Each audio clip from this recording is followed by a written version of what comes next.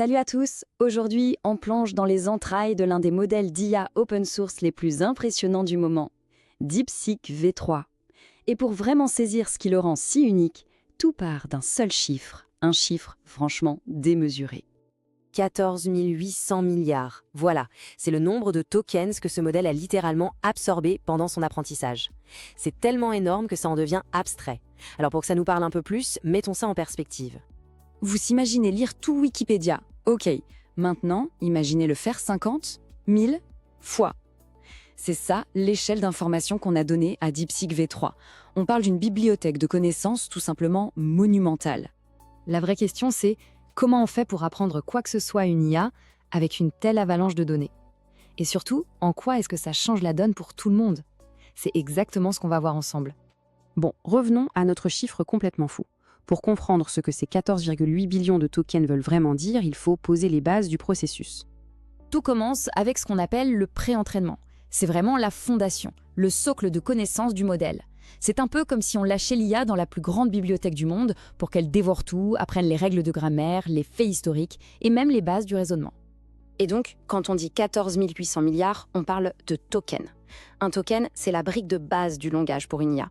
Un mot simple comme chat peut être un token, mais un mot plus complexe peut être découpé en plusieurs. Ce sont ces petites briques que le modèle apprend à assembler et à prédire pour comprendre et générer du texte. Alors, maintenant qu'on a l'échelle en tête, regardons sous le capot. Qu'est-ce qui rend DeepSeek V3 si particulier, au-delà des chiffres bruts? Au cœur de DeepSeek V3, il y a une architecture super maligne. D'abord, le Mixture of Experts, ou MO. Imaginez une équipe de spécialistes. Au lieu que tout le monde se penche sur chaque problème, le système dirige la tâche vers l'expert le plus pertinent. C'est beaucoup plus efficace. Ensuite, il y a la MLA, ou l'attention latente multitête. C'est une astuce qui permet au modèle de compresser l'info, un peu comme faire un résumé, pour traiter plus de choses à la fois sans être submergé. Et le tout est intégré dans leur propre architecture, DeepSeek-Mo, pensée pour être la plus rentable possible. Et comme pour un sportif de haut niveau, la performance de l'IA dépend de son régime alimentaire. DeepSeek V3 a été nourri avec un mélange de données hyper variées et de très haute qualité. On voit bien ici les différents flux de données. Il y a une part énorme de code informatique et de mathématiques pour muscler son raisonnement, mais aussi du texte dans plein de langues et des connaissances générales pour la culture. C'est cet équilibre qui le rend si polyvalent. Ok, passons au comment. Comment, concrètement, on réalise une prouesse pareille? Allez, on entre dans les coulisses de l'usine à IA. Voilà une vue simplifiée du processus. Tout part d'une sélection ultra rigoureuse des données. Ensuite, on met en place des stratégies d'apprentissage un peu nouvelles, puis on utilise un système d'entraînement optimisé pour que chaque calcul soit le plus efficace possible.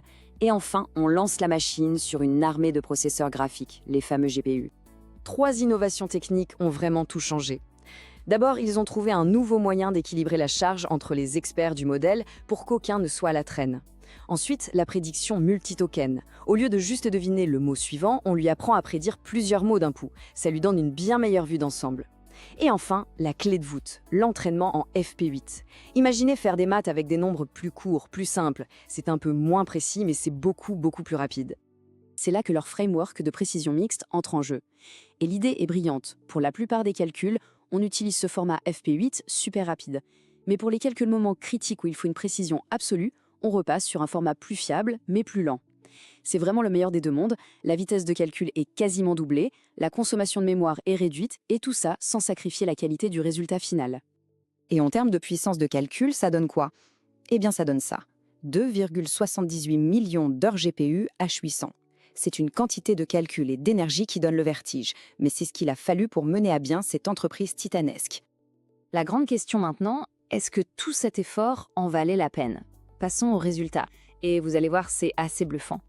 Les chiffres parlent d'eux-mêmes. Si on le compare à un autre monstre, Llama 3.1, on voit que sur les connaissances générales, le test MMLU, DeepSeek V3 est devant. Sur le raisonnement mathématique, l'écart est encore plus flagrant. Et même sur la programmation, il le dépasse d'une courte tête. C'est la preuve qu'une bonne architecture et de bonnes données peuvent faire mieux que des modèles bien plus gros. Et il y a ce détail qui est juste incroyable pour les ingénieurs. L'équipe rapporte n'avoir eu aucun plantage, aucune instabilité qui les aurait forcés à revenir en arrière sur la totalité des 14,8 billions de tokens. Maintenir une telle stabilité à cette échelle, c'est un véritable exploit. En bref, les résultats sont sans appel. DeepSeek V3 vient se frotter aux meilleurs modèles propriétaires.